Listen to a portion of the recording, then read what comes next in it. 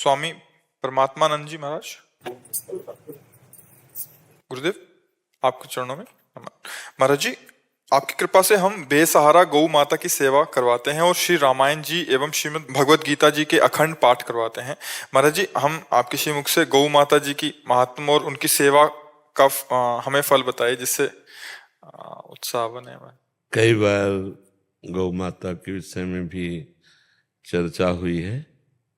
यदि हमारे अंदर भगवत भाव गौ माता के प्रति हो जाए, कि स्वयं श्री भगवान चराचर जगत में तो व्याप्त हैं ही, पर हमारे धर्म में प्रधानता जैसे वेद माता गायत्री की है, ऐसे ही गौ माता की। अगर हम गौ माता के प्रति भगवत भाव रखें, पशु दृष्टि ना रखें, और ये भाव रखें कि इनकी सेवा मात्र से गोविंद की प्राप्ति हो जाएगी, दूध की प्रधानता या स्वार्थ की प्रधानता या उनके निमित्त से धन लाभ की प्रधानता न रख करके भगवत प्राप्ति के लिए भगवत भाव से गौ सेवा की जाए, तो निश्चित भगवान की कृपा और ऐश्वर्य की भी प्राप्ति। जहाँ गौ माता गोबर करती हैं और मूत्र त्याग करते हैं, तो गौ माता के गोबर में लक्ष्मी जी का वास है। इसीलिए पहले पवित्रता के लिए घरों में गोबर से लिपा जाता था। गौ माता के गोबर से जो उपले होते हैं, उनसे जो रोटी बनती है, वो परम सात्विक और भगवत प्राप्ति में सहायक बुद्धि प्रकाशित करने वाली होती है। और जो गौ माता के रोम रोम में जैसे ऐसे हाथ फेराया जाए, तो जैसे तीर्थों के अवगाहन से पवित्रता होती, तो गौ माता के रोम रोम के स्पर्श मात्र से पवित्रता होती है। पर आज भगवत भाव क्षीण होता जा रहा है। कुछ ऐसे महानुभाव हैं जो भगवत भाव से सेवा करते हैं, नहीं तो दूध की प्रधानता या यश की प्रधानता या लक्ष्मी की प्रधानता रख लेने से हमारी गौ सेवा में बाधा पड़ जाती है।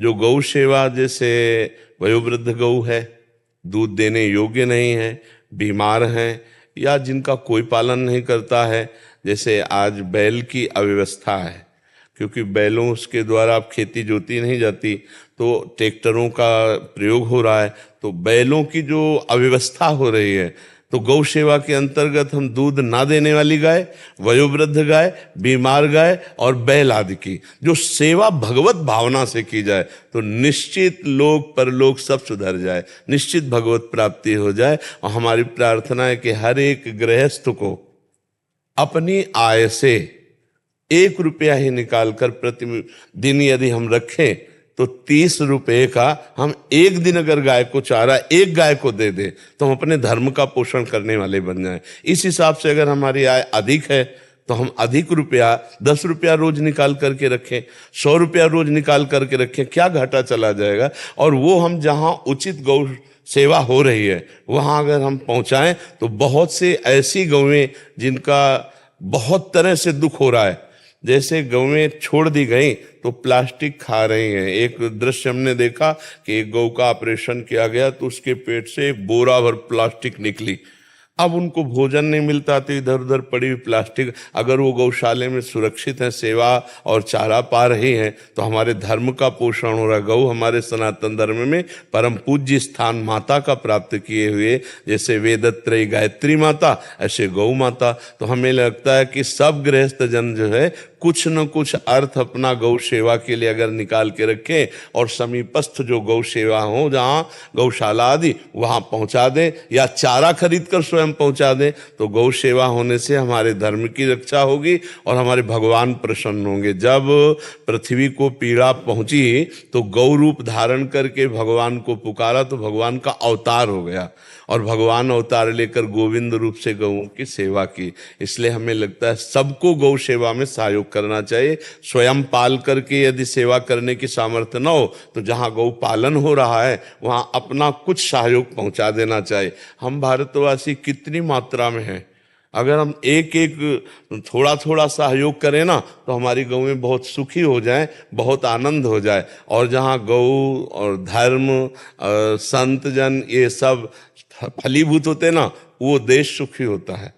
वहाँ समय समय पर वर्षा, समय समय पर पृथ्वी अन्न आदि देती है। और जहाँ गौ और धर्म और संत इनका अनादर होता है, वहां फिर बहुत प्रकार के दुर्भिक्ष और बहुत प्रकार की अनिष्टकारी बुद्धियां प्रकट होने लगती हैं। इसलिए गौ सेवा में बहुत लाभ है, हमें सबको गौ सेवा करनी चाहिए। यदि प्रगट में हम अपने घरों पे न रख पावे तो जहां गौ सेवा हो रही वहां अपना सहयोग पहुंचाना चाहिए। इससे भगवत भी प्राप्ति हो जाएगी, बुद्धि निर्मल हो जाएगी। अगर आप धन भी चाहते हैं तो गौ कामधेनु स्वरूपा है, वो आपकी कामनाओं की भी पूर्ति कर देंगे जी।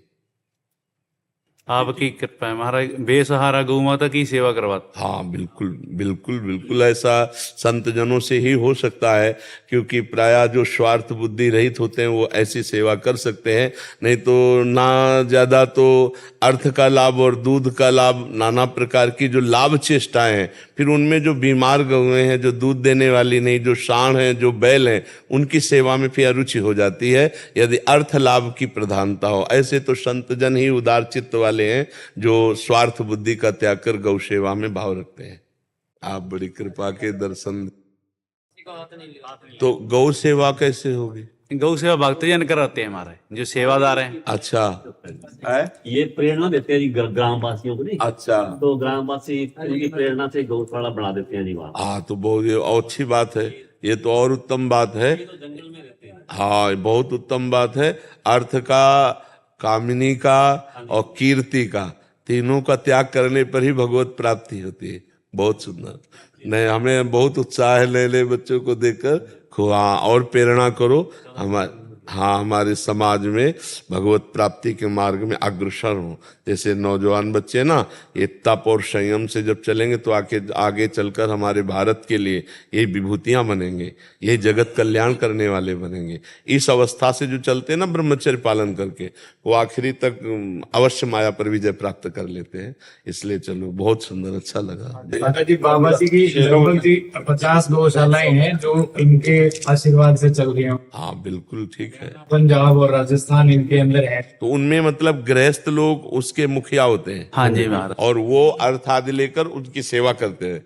आप उनके संरक्षा और निर्देशन देते रहते हैं। अपने खेत में कुटिया बनी हुई है जिनकी।